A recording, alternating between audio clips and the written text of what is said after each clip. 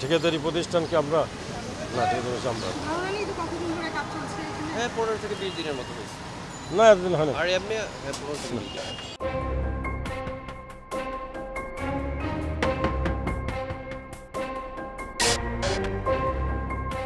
তো নীতিমালায় কিন্তু আমি মনে করি এটা ঢোকানো উচিত যে জনভোগান্তি হলে তাদেরকে কিভাবে ক্ষতিপূরণ দেওয়া হবে।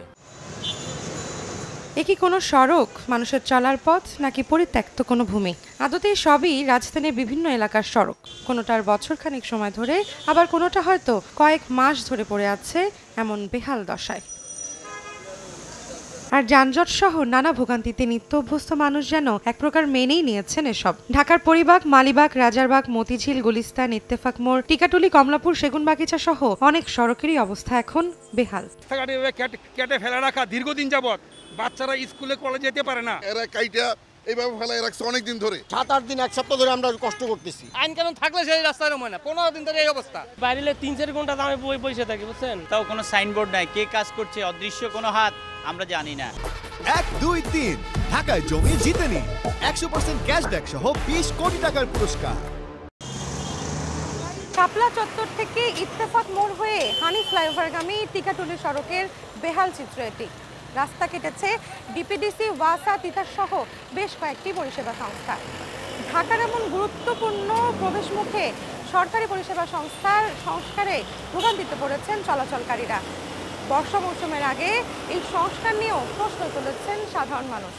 আর পুরো ঢাকা জুড়ে দক্ষিণ সিটির 40টি সড়কে চলছে সংস্কার, যার ফল রাজধানীর তীব্র যানজট। এর ফলে একদিকে যানজট অসহনীয় অবস্থায়, আরেকদিকে ধুলোবালিতে নাজেহাল নগরবাসী। মাসের পর মাস ধরে চলা এসব সংস্কার কাজে সবচেয়ে বেশি ভোগান্তিতে পড়ছেন অফিস ও স্কুলগামী মানুষরা। আর অতিরিক্ত যানজট সামলাতে হিমশিম খাচ্ছে ট্রাফিক পুলিশ। রাস্তাটা কাটার পর থেকে ধুলাবালি বেশি। তারপর আমরা এই যে মনে করি রোদের ভিতরে খুব গরম, এই গরমের জন্য আমরা মনে করি যে গাড়ি দিতে পারি না, না দিতে পারলে মনে করি যানজটের সৃষ্টি হয়। কাজ শেষ করার নির্ধারিত সময় পেরিয়ে গেলেও জামানতের বিনিময়ে সময় বাড়িয়ে পার পেয়ে যাচ্ছে ঠিকাদারি প্রতিষ্ঠানগুলো। কিন্তু কবে শেষ হবে কাজ, সঠিক উত্তর জানেন না ঠিকাদার প্রতিষ্ঠানের লোকজনও। গত 2 রাতে আমাদের তো বৃষ্টির জন্য কাজটা করা সম্ভব হয় না, নাহলে এই কাল পরশু শেষ হয়ে যেত। এখন আল্লাহ তো বৃষ্টি দিলে আমাদের কিছু করার নাই, দ্রুত যেভাবে শেষ করা যায় সেই চেষ্টা চালাচ্ছি। ঠিকাদারি প্রতিষ্ঠান আপনারা না, ঠিকাদারি প্রতিষ্ঠানকে আমরা হ্যাঁ না ঠিকাদারি আমরা। কতদিন ধরে শুরু হয়েছে কাজটা? আমি তো কতদিন ধরে চলছে? অন্য সাইডে ছিলাম তো। তারপরে আপনার ধারণা নেই যে কতদিন ধরে কাজ চলছে এখানে? হ্যাঁ 15 থেকে 20 দিনের মতো হয়েছে। না এতদিন হয় না। আর এমনি 15 থেকে 20 দিন। সিটি কর্পোরেশনের নির্দেশনা অমান্য করেই কাজ চালিয়ে যাচ্ছে ঠিকাদারি প্রতিষ্ঠানগুলো। তাই আবারও ঠিকাদারদের প্রতি দেয়া হলো 15 দিনের আলটিমেটাম।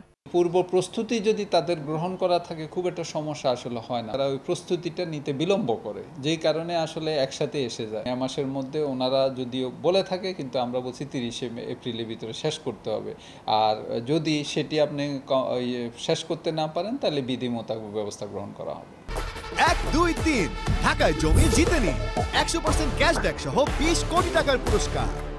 তবে বিশেষজ্ঞদের মতে শুধুমাত্র জামানত নিয়ে ঠিকাদারদের ছাড় দিলেই হবে না, বাধ্য করতে হবে সময় মতো কাজ শেষ করার। ঠিকাদারকে এখানে আসলে তাদের সুবিধা দেওয়ার কোনো সুযোগ আমি দেখছি না। ঠিকাদারকে বাধ্য করতে হবে কাজগুলো যেন সঠিক সময় শেষ হয়। ঠিকাদার যারা আছেন তারা বছরের শুরুতেই আপনার একটা পরিকল্পনা দিতে হবে যে কখন কে কোন সড়ক কাটবে।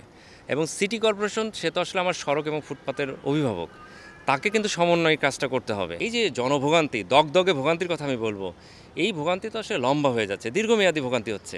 তো সিটি কর্পোরেশন লাভবান হচ্ছে, তাহলে আমার যারা জনগণ আছে যারা ভোগান্তিতে পড়ছে তাদেরকেও ক্ষতিপূরণ দেওয়া একটা ব্যবস্থা করতে হবে।